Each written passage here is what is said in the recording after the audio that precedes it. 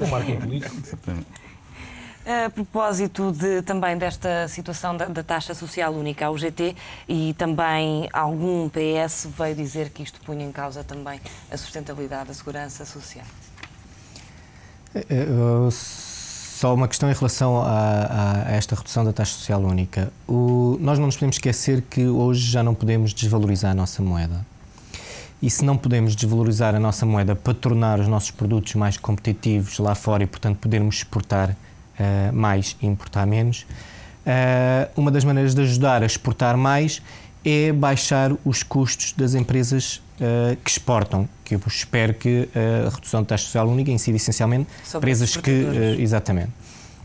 Portanto, se não conseguimos reduzir, baixar a nossa moeda porque não podemos mexer nela, então vamos tentar reduzir custos das empresas que exportam para que os seus produtos sejam mais baratos e que, portanto, seja mais fácil vender os nossos produtos lá fora, que estamos todos de acordo que temos que exportar mais. Agora, o que o Dr. Eduardo Catroga disse, e acho que muito bem, é que terá que, obviamente, haver aqui uma alteração do mix, como o termo que ele usou, do mix dos impostos. É a questão do cobertor, não é? Se destapa de um lado, destapa do outro. Ao destapar a taxa social única, ou reduzir aí os impostos, ou o que o Estado vai buscar, neste caso para a Segurança Social, obviamente terá que se mexer no outro lado. E a partir do que fará sentido, penso eu, é ter que aumentar o IVA, não é aumentar as taxas do IVA, mas sim alterar produtos ou serviços que estejam atualmente com a taxa reduzida ou intermédia e subir ou eventualmente até 2 escalões. Já todos falaram da história da Coca-Cola a 6%, e não estou a dizer que tenha que ser Coca-Cola, mas é essa alteração. O cabaz básico desses bens com a taxa inferior. Agora, a questão em relação ao programa no geral do PSD, que agora foi apresentado, e eu acho que fizeram muito bem em terem sido 2 excelentes técnicos, o Dr. Eduardo Catroga e o Engenheiro Carlos Moedas, são pessoas do melhor que temos em Portugal, que estão na política, a fazê-lo. Porquê? Porque, obviamente, o programa deve ser feito por técnicos e, tendo o Dr. Passos Coelho menos experiência governativa e sendo esse um dos defeitos que lhe procuram apontar, versus o engenheiro Sócrates, que tem muita experiência, é ele apoiar-se em pessoas que realmente têm grande experiência. E não nos esquecemos que o Dr. Eduardo Catroga é um técnico, mas também já foi Ministro das Finanças, portanto também é, de algum modo, político. Agora, a questão que coloca muito bem o João é: uma coisa é quem faz, outra coisa é quem vende. Como nas empresas, há quem faça os produtos e depois há quem os vai vender.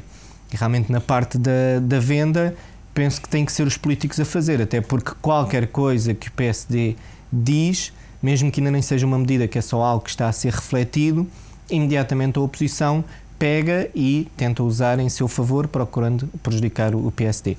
Portanto, o PSD tem que afinar ainda a sua estratégia de comunicação do seu programa. Outra das questões neste programa diz respeito às privatizações, e aqui o PSD vai mais longe que o PS, mais longe que a Troika, fala também nas águas de Portugal, no setor de saúde da Caixa, em áreas core da Simpor, na comunicação social. Pergunto-lhe se de facto o caminho seguirá por aqui, por estes setores e não só por aqueles que estão em cima da mesa neste momento. E peço-lhe uma resposta algo sucinta para ouvirmos todos. Sim, não, mas é sucinta, dentro da medida... Exatamente, para poder explicar, digamos, aquilo que eu penso sobre esta matéria. Eu há muito tempo que defendo que o setor empresarial do Estado... aliás, o Estado tem uma apetência não, digamos, interventiva, mas de regulador, não é?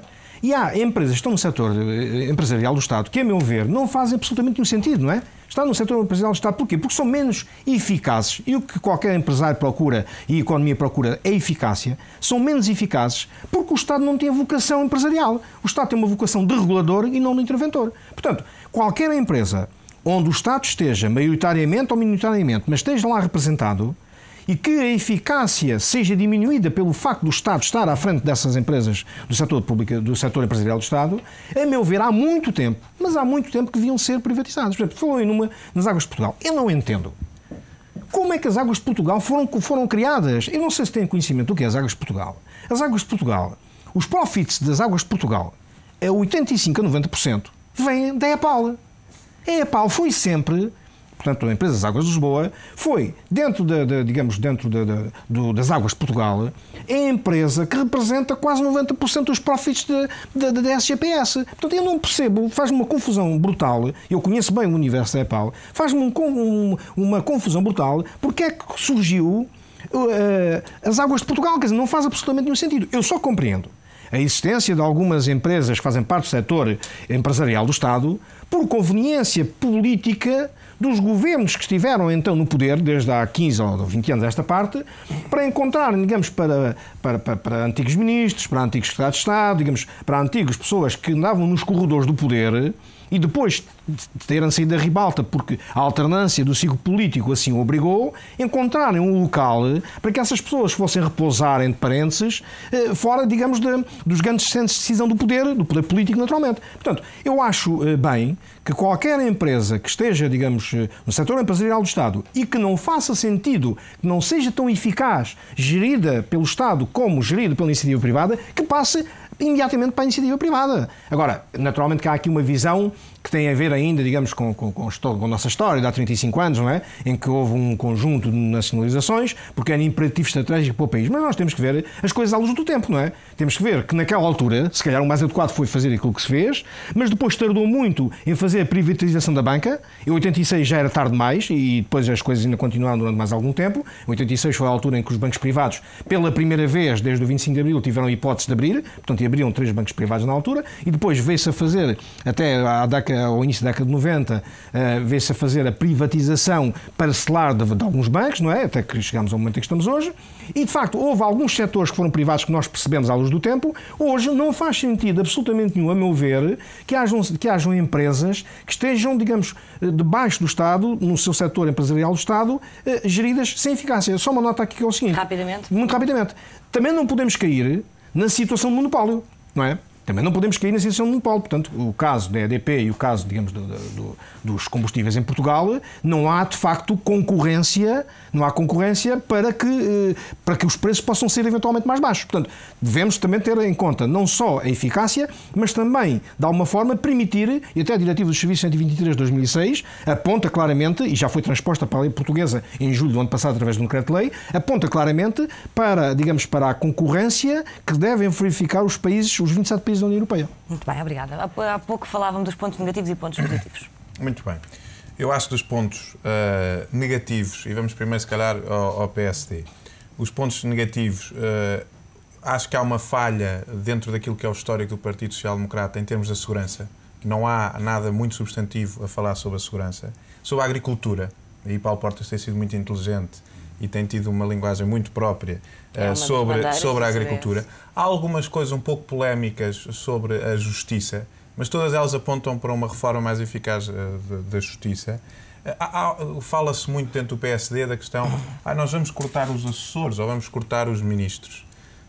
Isso é uma mera fatia muito pequena, mesmo porque há aqueles que tantos assessores. É evidente que houve exagero nos assessores e houve casos que nós sabemos de ministros que tinham mais do que uma equipa de futebol e a bancada suplente como coisa. Mas há uma coisa que também temos que ver, é que tudo aquilo que é feito e exigido pela Troika vai carecer de equipas técnicas muito bem apetrechadas e vamos ter que ter balizas temporais para responder àquilo que é exigido pela Troika. E, portanto, vamos ter que ter equipas muito eficazes. É evidente que fica sempre muito bem dizer dos ministros ou de uma coisa qualquer, mas o verdadeiro corte é aquele que o António apontou na sua primeira intervenção. Pontos negativos do PS. Pontos negativos do PS. Não há uma menção ao TGV, aeroporto e relativamente às escudos. E ainda ontem o engenheiro Sócrates teve a oportunidade de dizer não senhor, o TGV vai. Não sei se paramos ali no Poceirão, depois vamos de bicicleta para Lisboa, vamos de táxi, mas o de Lisboa, porque diz que tem taxas de juros muito atrativas e enfim. Penso que não há elementos contabilísticos muito rigorosos. Há um caso que verifiquei que fala do déficit público, de 2010 de 6,8. Ora, mesmo eles terem-se antecipado à Troika, na sua divulgação do programa, já nessa altura estava a 9,1 e que depois descredibiliza um pouco toda a matéria que ali vem. Relativamente ao abandono escolar, e parece-me que falam de um efetivo esforço, mas eu não quero. Um dos principais dramas em Portugal é que realmente a taxa efetiva de abandono escolar, atrás de nós só temos Malta. E isto ainda é preocupante. Joaquim Viegas, vou ter que o interromper, porque já estamos com o tempo. E depois vamos para as coisas positivas, senão depois tenho os dois partidos. Tenho que passar aqui a João Sobral. Pergunto-lhe a propósito, quer dizer, são dois partidos cujas diferenças são notórias, cuja troca à saída de palavras temos vindo a assistir e cujos programas também são bastante diferentes. Não é possível, com os programas, com o que temos assistido na praça pública, que estes dois partidos se entendam depois de eleições, se ninguém tiver maioria, como tudo indica. Claro que não, até porque eu creio que o programa do PS está na cabeça do engenheiro José Sócrates, sem dúvida. E mais do que o entendimento entre dois partidos, teria que haver um entendimento entre uma pessoa e os diversos partidos.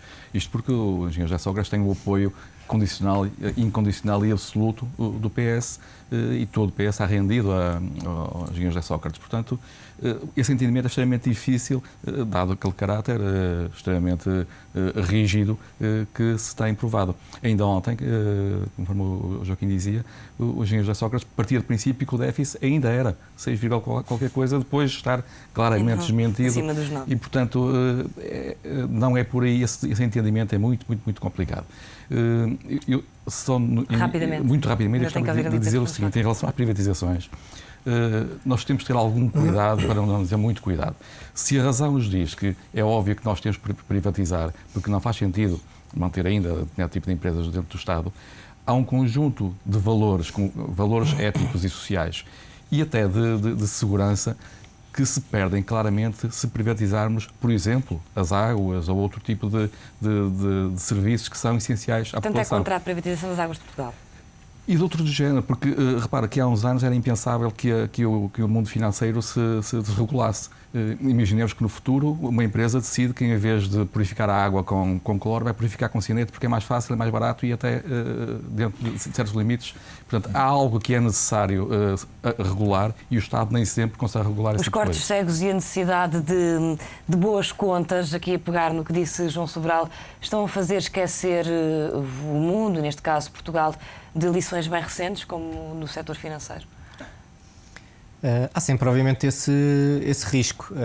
Agora continuando na questão dos programas, eu acho que é muito difícil haver uma união entre os PS, PSD e, eventualmente, CDS após as eleições, mas o obstáculo que eu vejo principalmente é o engenheiro José Sócrates. Eu acho que se não for o engenheiro José Sócrates a liderar esse processo dentro do PS, que já será possível algum tipo de coligação. Acredita que José Sócrates será afastado da liderança do PS caso isso se verifique? Duas questões.